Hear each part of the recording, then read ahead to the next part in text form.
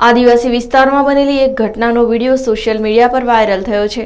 આ વિડીયોમાં ગુજરાતનો એક આદિવાસી વિસ્તારનો છે, જેમાં એક યુવક યુવતીને નગ્ન કરીને ગામમાં તથા ગામની બહાર ઢોલ નગારા સાથે ફેરવી યુવક યુવતીના ગુપ્તાંગો પર લાકડીથી માર મારી વિભિન્ન શબ્દો પણ બોલતા વિડીયોમાં સંભળાય છે।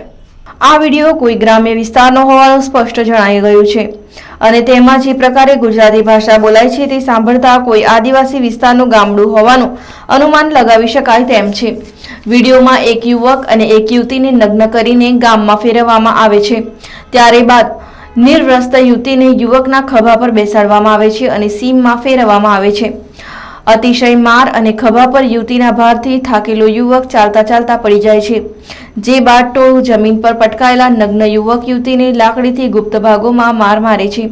ટોળામાંથી કેટલાક લોકો બોલે છે કે હવે પેલીને ચડાવો, એટલે ટોળું યુવતીને ઊભી રાખે છે અને યુવકને તેના ખભા પર બેસાડે છે। આ દરમિયાનના ટોળાના કેટલાક લોકો મોબાઈલ ફોનથી વિડીયો પણ ઉતારી રહ્યા છે। યુવક અને યુવતી એકબીજાના સંબંધમાં શું થાય છે અને તેઓને આ પ્રકારે નગ્ન કરીને તેમની સાથે ગામના લોકો રાક્ષસી કૃત્ય કેમ કરી રહ્યા છે તે કશું જાણી શકાતું નથી। એટલું જ નહીં, પરંતુ ટોળું નગ્ન યુવક યુવતીને ગામમાં અને સીમમાં ફેરવતી વખતે કોઈ ગજરા મહારાજની જય જયકાર પણ કરી રહ્યું છે। નિર્વસ્ત્ર યુવતીને ઉંચકીને નગ્ન યુવક જ્યારે પડી જાય છે ત્યારે યુવતીના ખભા પર યુવકને બેસાડવામાં આવે છે, પરંતુ યુવકના વજનને કારણે યુવતી થોડા ડગલા આગળ જઈને ફસડાઈ પડે છે અને જમીન પર નગ્ન હાલતમાં પડેલ યુવક યુવતી પર ટોળું ફરીથી બેરહેમીપૂર્વક માર મારવા લાગે છે। તો બીજી તરફ એમ પણ ચર્ચાઈ રહ્યું છે કે સમગ્ર કૃત્યના વિડીયો વડોદરાના પટેલ નામના વોટ્સએપ ગ્રુપમાંથી વાયરલ થયું હોવાને કારણે પાટીદારોએ ગુજરાતને બદનામ કરવા માટે બહારના જિલ્લા અથવા અન્ય દેશનું વિડીયો વાયરલ કર્યું હોવાના આક્ષેપોએ ભારે જોર પકડ્યું છે।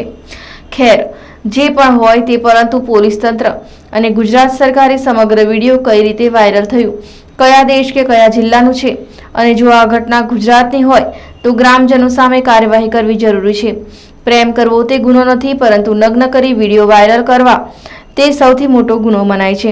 પોલીસ વિભાગે અથવા ગુજરાત સરકારે આ કયા ગામની ઘટના છે અને જે આ વિડીયોની માહિતી પૂરી પાડશે તેને ઇનામ આપવાની જાહેરાત કરવાની પણ જરૂર છે। સમગ્ર વિડીયોમાં 20 થી 25ના ટોળાઓ પણ યુવક યુવતીના ગુપ્તાંગો ઉપર છેડતી કરી રહેલા નજર પડે છે। આ ઘટના જો ગુજરાતની હોય તો સરકારનું પણ નાક કપાય તેમ હોવાથી કોઈ પણ જાતની તપાસ ન થતી હોવાથી ચર્ચાઓએ પણ ભારે જોર પકડ્યું છે। સમગ્ર વિડીયોમાં અત્યાચાર ગુજારનાર સામે કાયદેસરની કાર્યવાહી થવી જરૂરી છે, નહીંતર આવનારા સમયમાં ગ્રામ્ય વિસ્તારોમાં ગ્રામજનો જ કાયદો હાથમાં લેશે તો લોકતંત્રનું અપમાન કરી શકાય તેમ નિશ્ચિત છે।